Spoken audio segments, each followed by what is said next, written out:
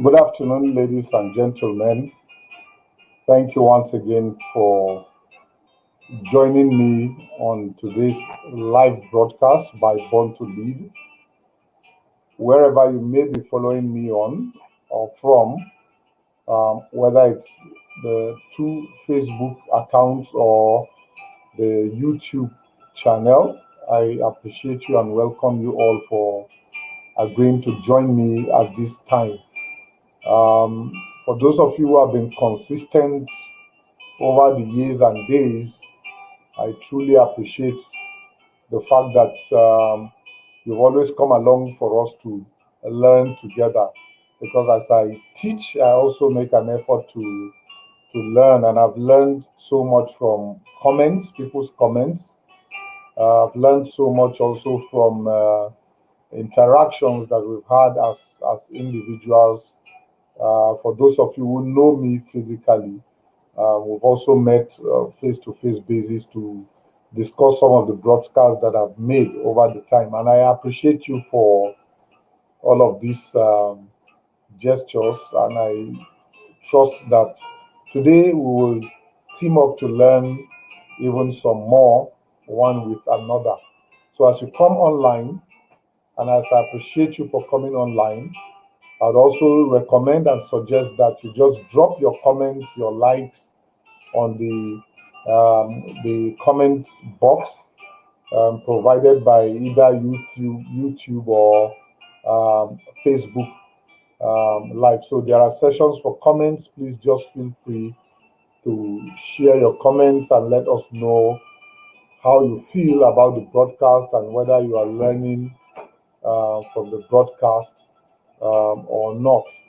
Now, so it's necessary that we get those fillers because it enables us to, it just enables us to prepare better, to keep ourselves in check and ensure that everything goes as smoothly as expected. So today we're going to be talking about the leader's body language. All right. Many a times we ignore communications that the body sends to us, either as leaders communicating to followers or as followers listening to the leader.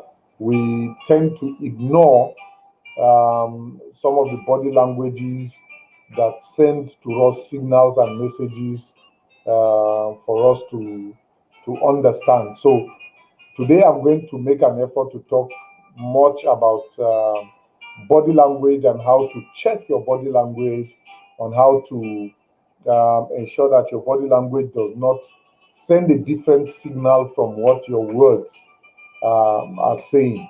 Okay. Many years ago, a few years ago in Nigeria, we had a president who seemed somewhat timid. So every time he made a comment and statement and stated things that were going to happen, eventually people said his body language sold him out. His body language suggested he was timid or intimidated by the office. Then we now have a president whose body language shows some level of hardness, some level of toughness, okay, some level of rigidity, so to speak. All these are not gotten by words spoken by these leaders. All these are gotten by the language that their bodies or their posture or their demeanors have sent out to the people to interpret. So most times we do not interpret properly body language, and so when we speak words in one language, our body speaks in opposite direction. And every time that happens, a leader's trust, a leader's ability, a leader's capability is being tested, is being signaled out to the people to read and interpret. So today we're going to talk a few things, or going to say a few things about what body language does for us as leaders and how we as leaders must guide and guard our body language so that we do not speak with our mouth different words while our body interprets differently. One more example just to help us understand that, all right, is the fact that we all know that children are good learners, okay? But it's been researched and now noted that children learn more from what they see than from what they hear, okay? In other words, parents may warn children about certain things, okay? The children may listen to the words, but may respond to how the parents behave. Why do you think the children do that? They do that basically because the parents' body language is what the children read, and children are good body language readers. Okay, children are good body language readers. They properly interpret what language you are trying to communicate to them. So you may have a dad who is a drunkard suggesting to his children not to drink alcohol. All right, suggesting to his children not to drink alcohol. But because he's a drunkard, the communication he sends to the children is that though I say do not drink alcohol, I truly do not mean that you should not drink alcohol. Or do not be a humanizer. Those are words. But your children watch out to know whether you are humanizing or not. Do not steal.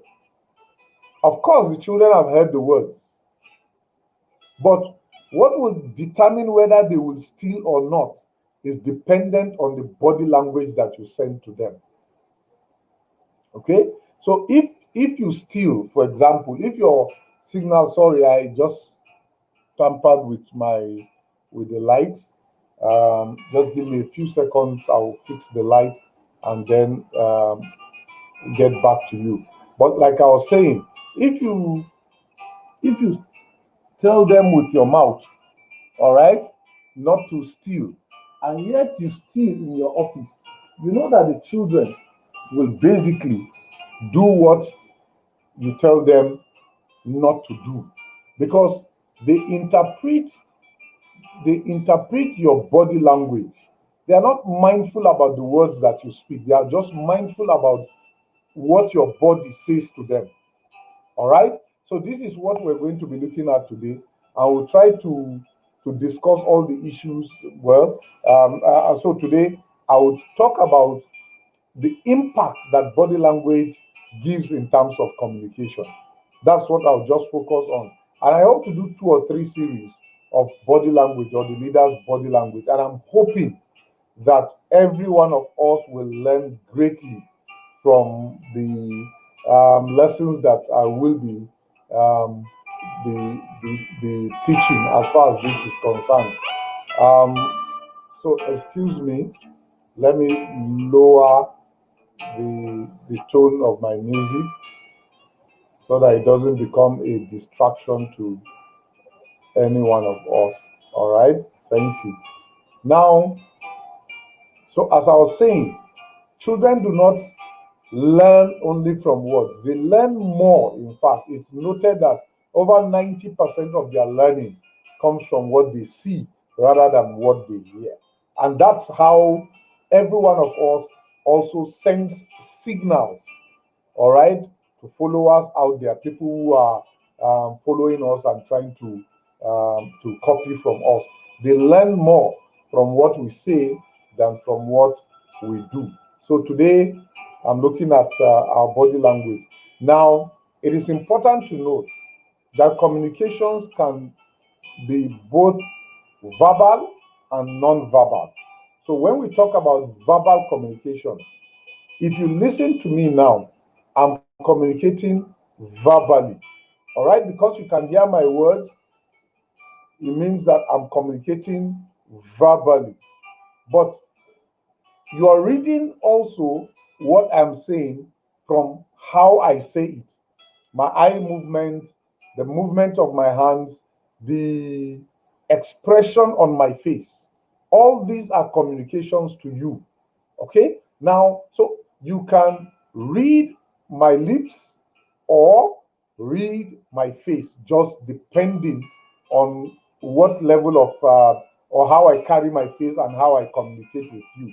So communication can be both verbal, spoken words, or non-verbal. If you look at the slide on your screen, you note that there are some hand gestures that are pointed there or are pasted there so that you can understand that every one of those hand moves, all right?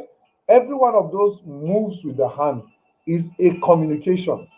When I do this, it means I approve of what you are doing. I do not need to speak words to be able to say that. When I point at you at a finger at anybody, the person should know that I need the person's attention and I want the person to either come or be serious about what he or she is doing. So that's what communication is. Communication can be verbal and non-verbal. Now, most of us, all right, most of us concentrate on our verbal communications, forgetting that non-verbal communications also send signals. Okay, there are times that we really know that we're communicating verbally. There are days and times that we do not focus on the fact that we communicate even by the expression on our faces. Okay, so when one is gloomy, without speaking words, you just have to hold a long face. And anybody who comes around knows and understands that you are gloomy. For those of us who are married, you know, for the males, for example, when you come back from work and you meet your wife sitting down with gloomy face, and you ask if there's anything wrong, and like women usually do, and she says nothing is wrong, you know that there could be something wrong. Okay? You know that there could be something wrong. It's just that she isn't willing to speak at that moment. For a good husband, you continue to probe, okay, until you get her to speak. So she's communicated with the face that something is wrong, but you need the words to know what is actually wrong. So communications can be both verbal and non-verbal. I remember as a kid, anytime I saw my dad frowning, I knew that there was something wrong and that I needed to keep my space from him. Otherwise, he would pounce on me. And again, before I properly interpreted that, that was what constantly happened. That's what constantly happened. So, in fact, I didn't know when to ask for things. I simply went, and just every time I thought I could ask for things until I understood his body language. Of course, I didn't know then that it was body language, but I learned to interpret from his face whether his heart was open to me at that time or not. And from that time, I never asked my father for anything when he was angry or when he wasn't in the right frame of mind. Again, because even though he didn't communicate with mouth to tell me that things were wrong, he told me by his face that that wasn't an appropriate time. And for husbands, again, or for wives, you must note that the best way to understand and to relate or communicate any news to your husband is when he's in good mood. Is when he's in good mood. And you can interpret whether he's in good mood or not by his facial expression. Okay? By his facial expression. So don't go to anyone when the person's face tells you that it isn't time to do a request or to ask for anything, because man, you will get it hot and hard when you go at the wrong time. So communications can both be facial, or well, rather, can both be verbal and non-verbal. All right? Communications can be verbal and non-verbal. So today we're going to look at the non-verbal part of communication. That's what I'm talking about. The non-verbal part of communication. And to do this, let's look at what non-verbal communication, or what I choose to say, well, informal, but it's not actually an informal form of communication. If you truly look at what happens, it's not truly an informal communication. It's a formal kind of communication, we do not except that we do not properly interpret it as such. Okay, that's what happens when we communicate with our body. So body language has to do with the use of personal space. Okay, the use of personal space. So if I keep a barrier between me and someone, the tendency is that I shut a door of communication unknowingly. Okay, verbal communication also has to do with physical gestures. Right now, I am sure that you can interpret from my face. Okay, a while ago, my face was on the screen, but I'm sure you can interpret when you look at my face whether I'm happy doing this or not, and whether what I'm passing across to you, I believe or not. You can interpret that just by looking at my face. Okay, so my physical gestures, my posture, how I stand, how I lean, to what I lean, in what direction I lean, all these express myself. Okay, they express my inner thoughts and mentality. They do not necessarily have to be said, they do not necessarily have to be spoken. You just look at my face, you look at my body, you look at my posture, and already you have interpreted how I feel and what I am saying, or how I feel about what I am saying. So my facial expression, my contact with the eye, okay, will tell. Now, let me make a small explanation when it comes to eye contact, because some time back in the US, all right, it was researched and discovered. So during investigations, investigators in the US believed that if you were speaking the truth, you will look at the face of the investigator. Okay, but you see, down here in Africa, we were trained not to look at the eyes of an elderly person or someone who has put you on the spot. In fact, for us, it is a sign of respect to look away when speaking to an elderly person. So every time it was an African investigated in the US, it turned out to be that the conclusion was that the African was lying, until that research was conducted and understood that no, in Africa, lying does not have to do with whether I look at your eyes or not. Okay? But over time, people have been trained to look at the eyes of anyone they are speaking to. And I agree with that. There are some things we call respect over here in Africa that are not truly respectful. Okay? Of what value is it for me to attempt to respect you before your face, and when you turn back, I say sad or unpleasant words regarding you? But for today's purpose, let's just focus on what we're doing, which is that your eye contact, especially when communicating, your eye contact is very key, it's very important in the way that you send signals to people. So when you communicate informally or no, non-verbally, these are the things that you're saying to the people that you are speaking to. Now, Pat Summit says this: we communicate all the time, even when we don't realize it. Be aware of body language. How often do we communicate? We communicate all the time. Do we need to realize that we're communicating? No, we do not necessarily need to realize that we are communicating, because whether we like it or not, our body sends signals. And when your body sends a wrong signal from what you're saying, then you know that you are in trouble. All right? And Peter Drucker says this. So, Peter Drucker is a management expert, has, of course, written several books about management. And he says this: the most important thing in communication is hearing what isn't said. Hearing what isn't said. There are many times that we speak without speaking. Okay? We actually communicate without saying a word. There are so many days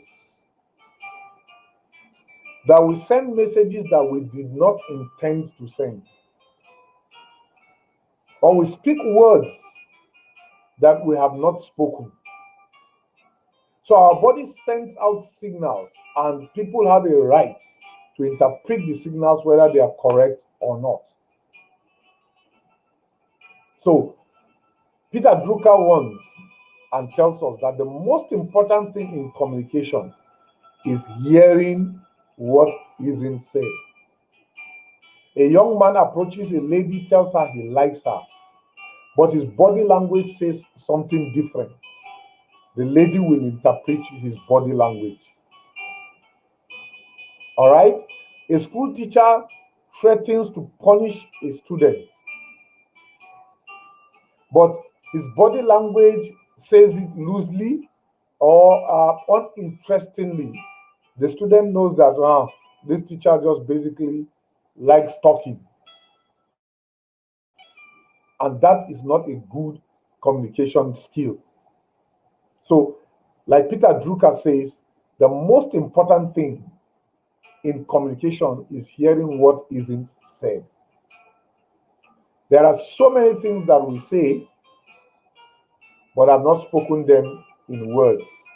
We must be mindful.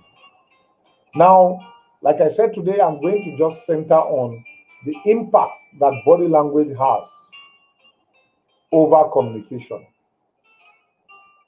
There are 5 things that I would like to just point out to us. And by the way, I call this out from an article on the internet just to summarize what I have to say, because it seems to have captured a chunk of what I know to be correct. All right. Now we're going to look at body language when it comes to first impression. As a leader, your first impression is very important, very significant. And your body language will impact on the first impression that people have about you. Then we're going to look at how so body language impacts on trust. It also impacts on missing conversation. It impacts on how influential the communication is or not. And then it impacts on expressions, passionate expressions. When you say you are passionate about something and you do not send out the right signal, you confuse people. You leave people guessing whether you were actually correct or true to your words or not. That's what your body signal or your body language sends to those who have been observing you. So let's try to break this down a bit, and hopefully we can make sense of it. So I am saying now that first impressions are created within the first 7 seconds of meeting. Isn't that interesting? The first 7 seconds of meeting determines the first impression that people get. All right. I had a discussion with a couple some time back. So I also do counseling to couples. All right, and that's an interest that I have. And basically because I relate with a number of people, and I think that a number of them just feel, well, my family has what it takes to be able to send signals across to them. Okay. Now, so in one of the discussions that I had with a couple, the lady simply tells me that the husband had a good first impression before her parents. And because of that impression, even though the husband has not been very faithful to the wife, her parents tend to think that the problem is with the wife, with their own daughter. Why? Because the first impression he gave to them was he was a loyal, humble, committed husband. And you see, the thing with first impression is that it lasts a long, sometimes it lasts a lifetime. Just 7 seconds determines whether this man is good or bad. And your body language has a huge role to play in determining in determining first impressions. So you must be mindful of your body language. Now, to create a good impression or a good first impression, you must be mindful of how you shake your hands. There are those who just shake their hands loosely, just flimsily, excuse me, to use that. All right? When your handshake is soft, it isn't firm. It tells that there is something doubtful about you. In fact, in this part of the world, we tend to suggest that you are a lazy person because your handshake isn't firm. That's an impression that is created even from the first meeting. Now, so you must shake hands and shake hands firmly. And when I say firmly, I do not mean you break the other person's hand. I just simply mean you shake hands firmly. Your smiles disarm people. Smiles can be charming. And if I meet you for the first time, give you a good hand and with a smile, the first impression you would have about me is that I'm a friendly person. So that even if in future I do something unfriendly, you are most likely going to retain the first impression that you have over me. To have a good first impression, you must have a good attitude. You must maintain a good posture. If you slump in a chair, tendency is for people to think you are tired, you are lazy, or uninterested in discussions that are ongoing. Or, in some instances, people think you are a proud person. So if you walk into an office and you meet me just snoring on the chair, all right, and talking to you by that means, the impression I'll give to you is that I'm a proud person, I'm uninterested in the discussion, I'm tired about the discussion, I just want you to go out. That's not a good first impression. One other thing that can determine first impression is placing obstacles before you. So as I speak before you now, if I had a podium or I had a table before you, the tendency is to think that I'm shielding myself away from you and that I just want to pass information to you and I'm not interested about your growth. But you see, I've removed all obstacles before me and I've always done this because I'm interested in how you grow. I'm interested in seeing that you be a better person wherever you find yourself. So body language affects first impression. It impacts heavily upon first impression, and we say that first impression lasts long. It takes time to break the mold of first impression. It takes time. All right, so that's one way that body language impacts on communication. The other is trust. And in trust, we mean words versus action. What do I mean by words versus action?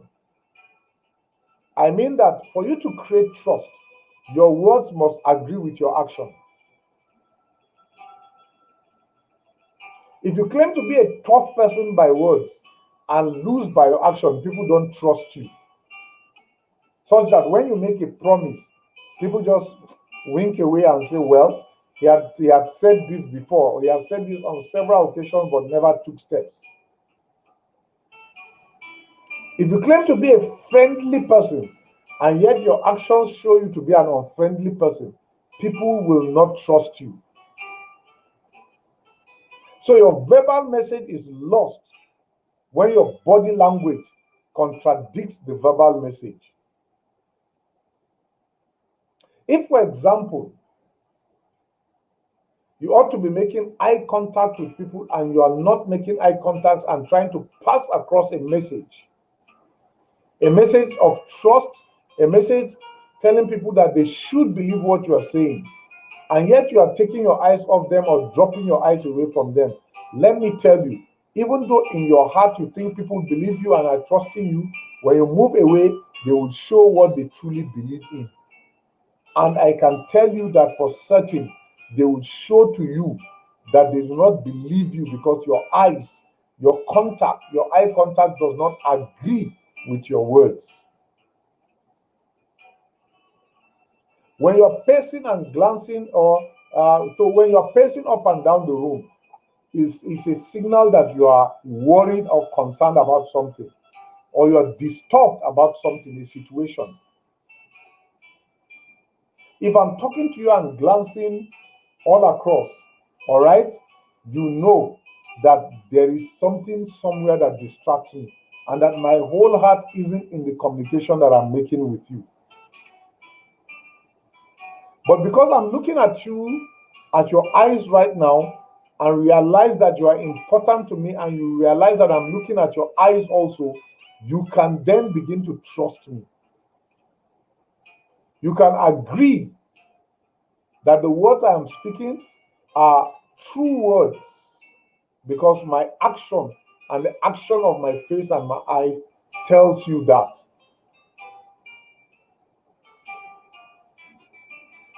For you to build trust, you must stop rocking back on your heels when speaking.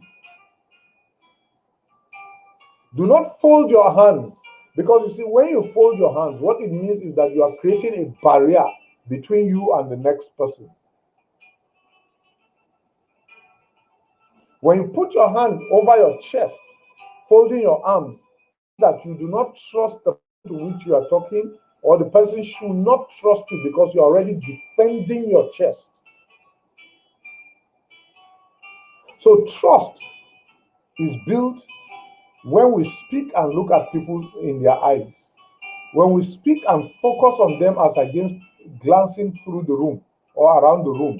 When we speak and do not rock back on our heels.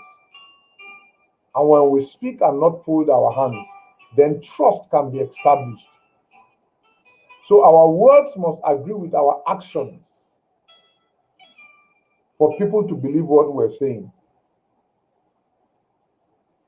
Now, that's that about trust. That's how first impression is created, all right, by what we say and by how we say it.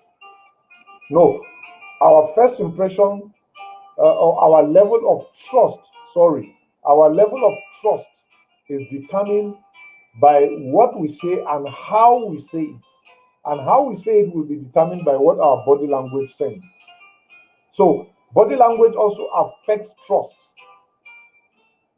The third is that it does not just affect trust, body language also ensures whether we miss communication or we gain all from the communication. And what do I mean here? I mean that our verbal communication may say something, but our non-verbal communication contradicts it. Or our verbal communication says something, and the non-verbal communication does not add to it to increase value. In that regard, we miss out. Okay? We do not send the right signal. And when you cannot read body language, you miss communications. You miss conversations. So even though I say something to you, if my body says something different and you cannot interpret it, you will go with my words, thinking that that is the full story and that's correct. No, You must be able to read body language to get the full conversation, to get a full a lump sum communication or value of communication that I make with you. So when you cannot read body language, you miss followers' response. You fail to properly pass across the message. So I've been in gatherings where once someone holds a microphone and speaks for 5-6 minutes, people begin to doze off. And the person communicating doesn't care about the fact that people are dozing off because he cannot read body language. And what they are saying by their body language is that the person is either uninteresting or that what the person is saying they've learned before. Or that the person does not have energy in the way he communicates to them. And in that regard, if you read and interpret body language properly, you will do something to rejig the whole system for people to get involved in the communication that you are trying to pass across to them. Now, for you not to miss any conversation, you must monitor eye contact. When people speak to you, do they look into your eyes? Do you look into their eyes? You must be able to determine that. You must check how they nod their heads. You cannot be saying yes and shaking your head at the same time. If you do that, you leave the person you are communicating with in confusion. The person gets confused. So you must send the right communication for people to understand by your own head how you nod and how you do not nod.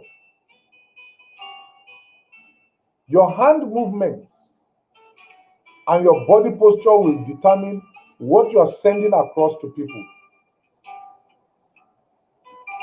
So if your hand movement shows that you are a harsh person and you try to speak in soft spoken words, people will still regard you as a harsh person because of how either your hands are violent or are sent across the room.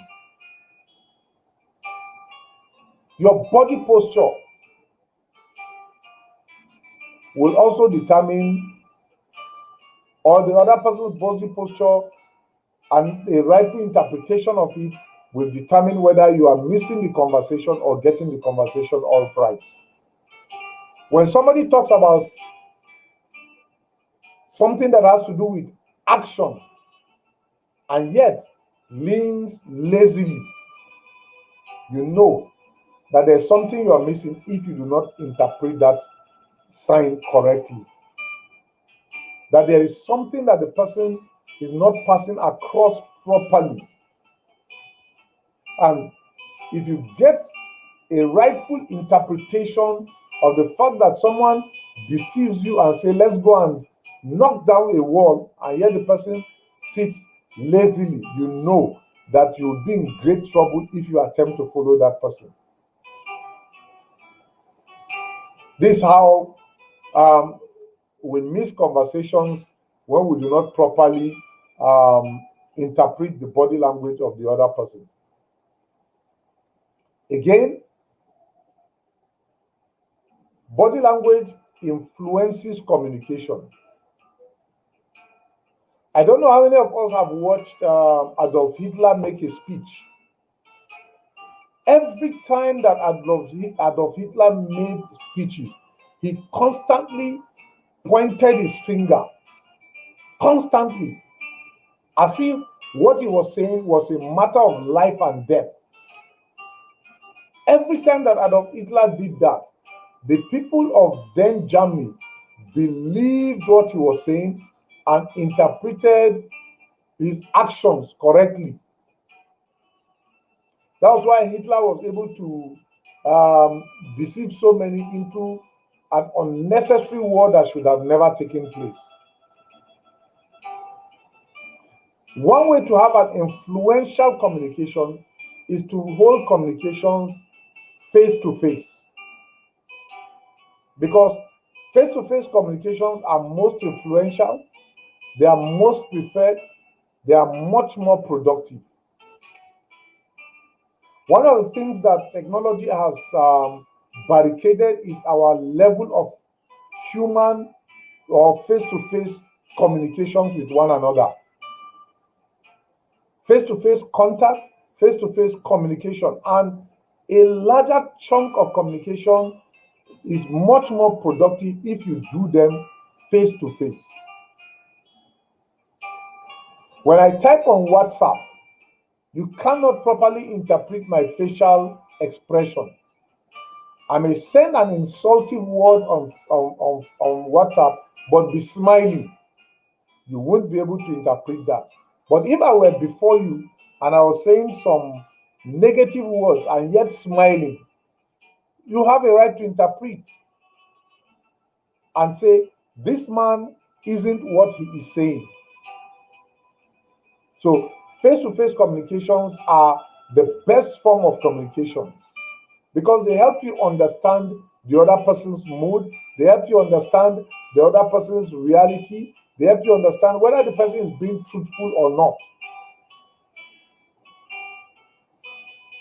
We easily read body signs.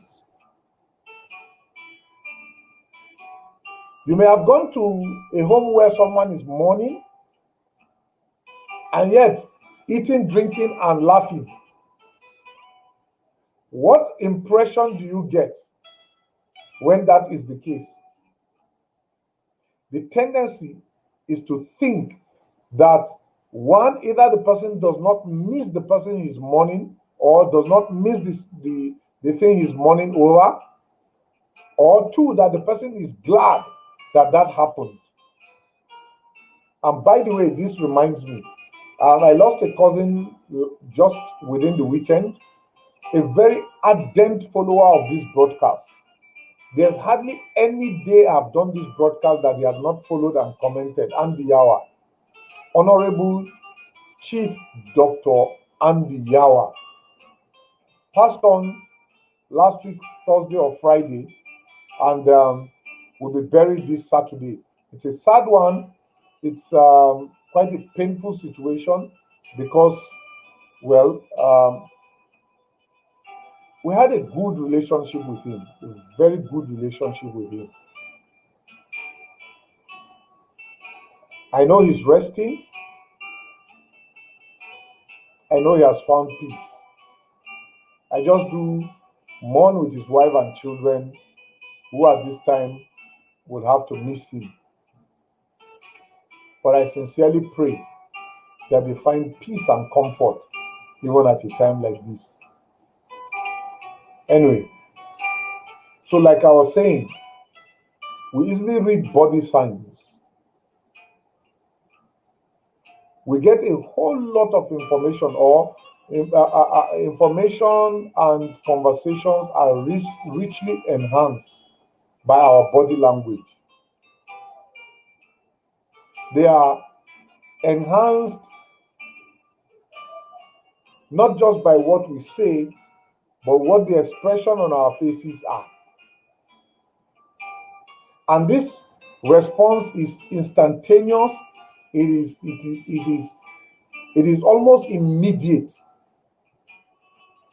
It is immediate to get what someone is saying from how the person stands and how the person points or the gestures of the person. So if I shake my finger and talking to someone firmly, the person knows I'm serious about it and I'm warning the person off. So face-to-face communication, face-to-face interaction is hugely beneficial to leaders when they communicate with people as against using technology, because like I mentioned, technology is the greatest enemy of communication. The greatest. All right? Get me right. It makes communication easier, but it does not enrich communication. because I can read a whole lot from how you are standing, how you are speaking, how you are shaking your head, and how you are nodding your head, and so on and so forth. The last and not least is that body language impacts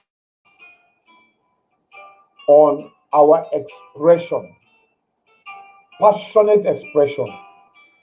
I just cited the example of Hitler, who was always passionate about Germany becoming the greatest nation on earth. He was passionate about Germany defeating everyone that they saw as an enemy.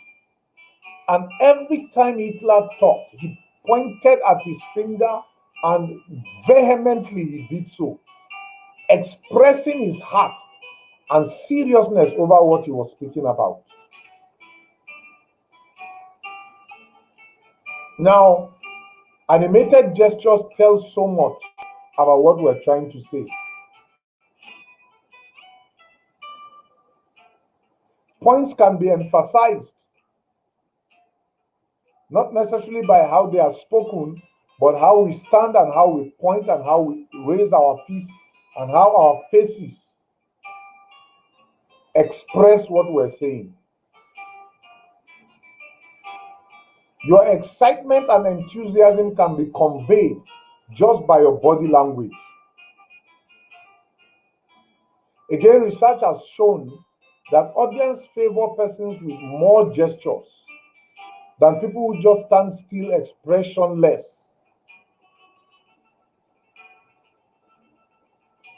Now, to be more effective, you must watch out for the following. One, you must have enthusiastic gestures. When you mean to express that something is firm and concrete, you've got to have a closed, clenched fist to be able to point out to people how serious and how confirmed what you're saying is. I'm sure you've watched, when you followed I guess a number of us followed the campaigns through the election process of the United States of America. And you may have noticed that when both presidential candidates came on podium or on the pulpit or were walking towards the podium, they constantly pointed their fingers at perhaps not just anybody, but they pointed their fingers in a way that it gave people around the impression that you took note that they were there, you are grateful that they are there, and that their presence means so much to you. It becomes very personal. So you go home having the impression that a presidential candidate pointed at me and appreciated my effort in being at his rally. All these are impressions and they are just methods of communication. You must constantly leave an open palm. You see, and I'll ask you to do this right now. Just take a look at your palm. Okay, then turn the back of your hands and look at the back of your hands. Which makes you more relaxed? Research has shown that by looking at the palm, you become much more relaxed than by looking at the back of the palm or the back of your hand. No wonder Donald Trump constantly did this, pointed out his palm to the people to get them to relax and to assimilate what he was saying.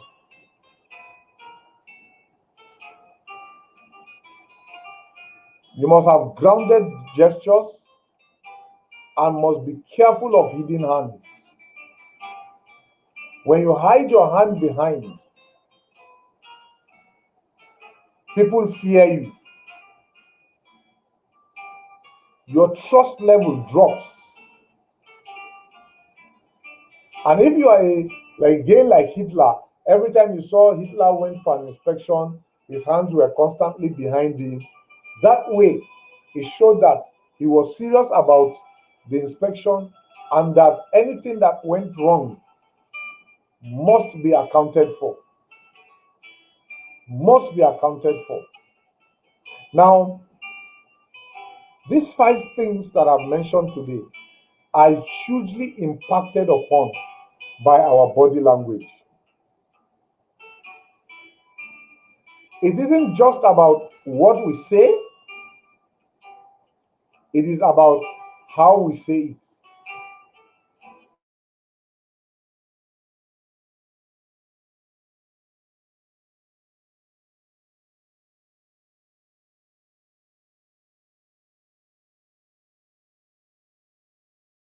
By our body language. Now, so we must learn to have the appropriate body language